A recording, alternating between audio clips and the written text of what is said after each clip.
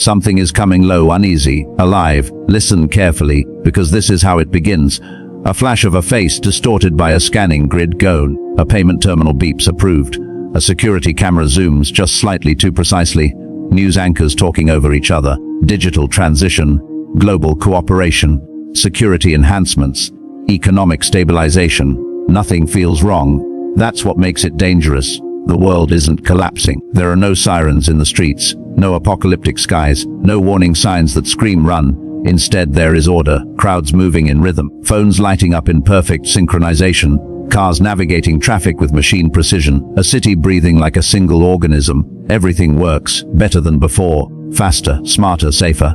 And that's exactly why no one is asking questions. Would you? Imagine waking up tomorrow, and everything in your life just works. No failed transactions, no stolen identity. Your money is secure. Your identity is verified, your access guaranteed, no friction, no resistance, just ease. Now ask yourself something honestly. Would you question it, or would you accept it gratefully? Because that's how it always begins, not with force, not with fear, but with relief. Relief from chaos, relief from instability, relief from a world that has always felt just slightly broken. A man stands in line at a store. He checks his pockets. No cash, no card, just a moment of hesitation. Then he raises his hand, transaction complete. He exhales, smiles, walks away. He doesn't realize it, that something just changed. Because it didn't feel like control. It felt like convenience. Across the world, the same shift is happening quietly, simultaneously. Farmers using digital payments in remote villages. Travelers moving across borders without documents. Workers logging in without passwords. Different lives, different countries, one system. And no one is resisting it, because resistance feels unnecessary, until it isn't. For thousands of years, humanity has been searching for one thing: control over uncertainty. A world where nothing slips through the cracks, where everything is tracked, measured, verified. And now that world is no longer an idea, it's here. But here's the part no one is saying out loud. Every system has an owner. Every network has authority. Every structure has a center. And every solution serves a purpose beyond what it claims. So the question is no longer, is the system real? The question is, who is it really for? A child laughs as a device scans their face. A worker clocks in with biometric verification. A crowd passes through a checkpoint without stopping, seamless. Effortless, perfect to perfect. Because perfection has a hidden cost, it removes choice. Not all at once, but slowly, quietly, step by step, until one day you don't notice what's been taken because you've already adapted, and by then, there's no going back. A man stands still in a moving crowd. Everyone else continues forward. Scanning, entering, proceeding. He hesitates, not because he doesn't understand, but because something feels wrong. He can't explain it, but he feels it. And in that moment, he becomes different. Not marked, not labeled, but noticed. And systems notice everything, especially hesitation. Because hesitation is the first sign of resistance, and resistance does not fit into perfect systems, not for long. Now imagine a world where participation is no longer optional, where access depends on alignment, where survival depends on compliance. Would it still feel like a choice, or would it feel inevitable? This is where the line begins to blur, between convenience and control, between progress and prophecy. Because long before this system existed, before technology, before networks, before global connection, there was a warning, a description, a system where no one could buy or sell unless they were part of it. At first it sounded impossible. Now it sounds familiar, and that's what makes it terrifying. Because if the beginning feels this normal, what will the end feel like? The mark is not the beginning. It is the final step of something already in motion. But systems don't rise on their own. They are built. And someone is building this one. You might ask, what is the system behind the mark? A deep mechanical pulse, not chaotic, not random, deliberate, like something vast turning. You felt it, didn't you? That moment when everything almost fell apart. Markets crashing, people shouting, phones lighting up with Farad Ts Ekwaun, a mother gripping empty shelves, a man staring at a frozen bank screen, sirens, breaking news alerts, voices rising, system failure, global precedented collapse. And then something changed. The noise stopped. The panic slowed. The chaos was contained. Screens stabilize. Numbers correct themselves. Systems come back online stronger than before, too quickly. Almost like it was expected. And in that moment, when the world was at its most vulnerable, a solution appeared. In response to recent global disruptions, a unified system has been introduced to ensure stability, security, and continuity. This will prevent future collapse. And the world listened. A father hugs his child. A woman exhales, tears in her eyes. A crowd watches screens not with fear, but with hope. Because fear changes people. It makes them open to things they would normally question. This wasn't forced. No soldiers in the streets. No doors broken down. Just an offer. We can fix this. And they did. Because when survival is on the line, trust becomes negotiable. Interfaces syncing across continents. Digital frameworks merging. A web of invisible connections tightening. This wasn't just a solution, it was a system. A system designed before the crisis ever began. Think about that. Solutions don't appear fully formed in moments of chaos. They are prepared, built, waiting. So the question becomes, was the world saved, or was it guided? Because beneath the surface of recovery, something else is taking shape. Data flowing in real time across continents. Satellites aligning like silent watchers. Behavior patterns predicted before choices are made. The world is no longer reacting. It is being managed, and management can become control. Long ago, a vision described two forces rising together. One with power, one with influence. One that rules the system and one that shapes the minds within it. A leader steps forward, calm, composed, magnetic. Crowds gather, not forced, drawn. He doesn't demand attention, he attracts it. Because the most powerful leaders don't look dangerous. He speaks of unity, of peace, of a future where no one suffers again, and people listen, because it sounds right. But behind every voice, there is an echo. Screens everywhere, phones, billboards, broadcasts, every message aligned, every narrative consistent, no conflict, no contradiction, just agreement. And when everyone agrees, doubt disappears. This is how influence works, not by silencing opposition, but by making it invisible, until truth itself becomes curated. And when belief is shaped, behavior follows. People adopt the system, effortlessly, seamlessly, not because they are forced, but because it works too well. Transactions become instant, identity becomes permanent, access becomes universal, and slowly, dependence takes root. At first it's optional, then recommended, then expected, then something shifts, and no one notices when it happens. A man tries to live outside the system, he waits longer, gets denied access, faces silent barriers, no alarms, no punishment, just exclusion, and exclusion feels like suffocation, so he adapts, just like everyone else, because survival leaves little room for resistance. And this is where the system becomes complete. Not when it is built, but when it is needed. Because once you need it, you won't question it. And at the center of it all, the figure rises, not with fear, not with force, but with trust. Crowds reach toward him, eyes filled with hope.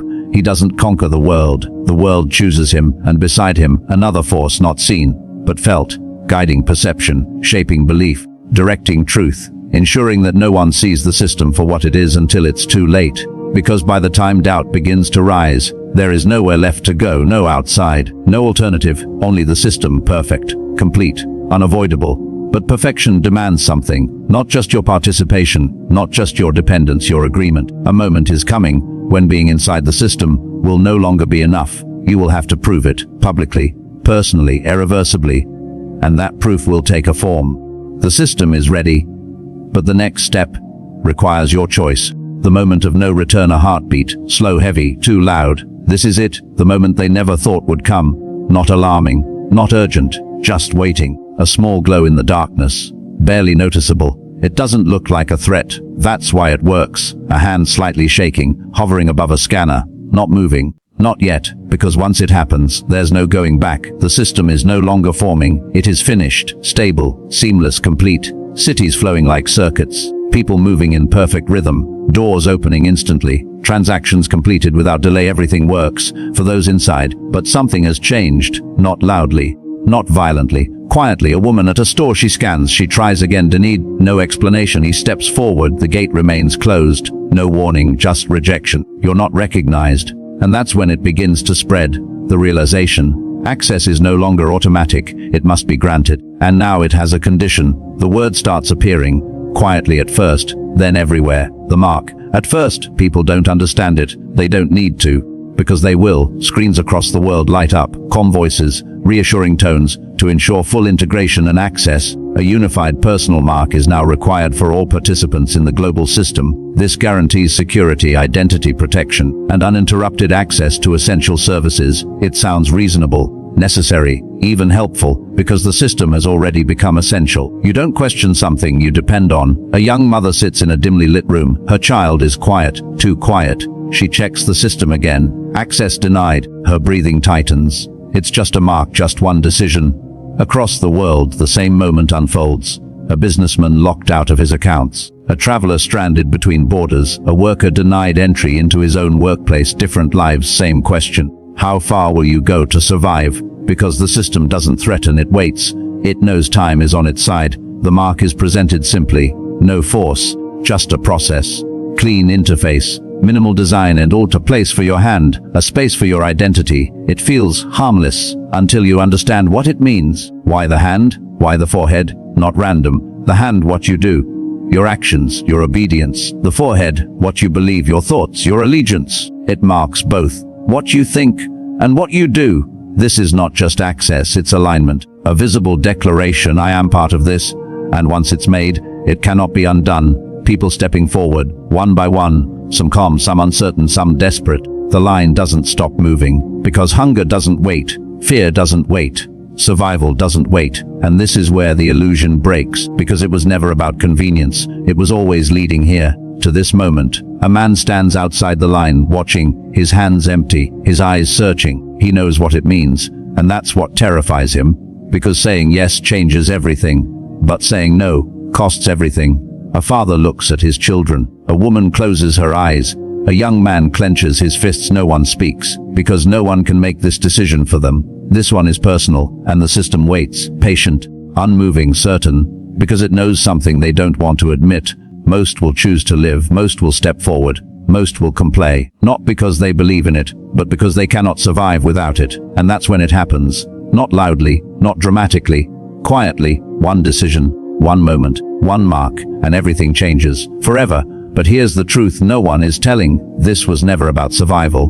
Not really, because if it were, it would end here. But it doesn't, because behind the system, behind the mark, there is something else, something deeper, something ancient. Because every mark belongs to someone, and this one is not just about control, it's about ownership, allegiance, worship. Everyone thinks it's about survival, but they're wrong. The real war isn't physical, it's spiritual. The invisible war, no sound, no system, no signal. A single breath breaks the silence. If everything was taken from you, what would you hold on to? Not comforting, not peaceful, unsettling. Man sits alone, no devices, no access, no connection. The system is still out there, functioning, perfect, unstoppable. But here there is nothing, and in that silence, the real question finally surfaces. Who do you trust when everything else is gone? Because everything up to this point was just the setup, the system, the crisis, the mark. None of it was the final goal. It was leading somewhere deeper, to a war you cannot see, a war you cannot escape, a war for you. Not your body, not your money, your allegiance. Because this was never just about control, it was about worship. A hand raised to a scanner, a hand raised in surrender, a forehead marked, a mind convinced. Two marks, two identities, two destinies. Long before the system existed, before the mark was introduced, there was another mark, not visible, not forced, but just as real, a seal placed quietly on those who belong to God. No scanners, no systems, just belief, just surrender. And now, those two marks stand in opposition. One demands your survival, the other demands your faith, and you cannot choose both.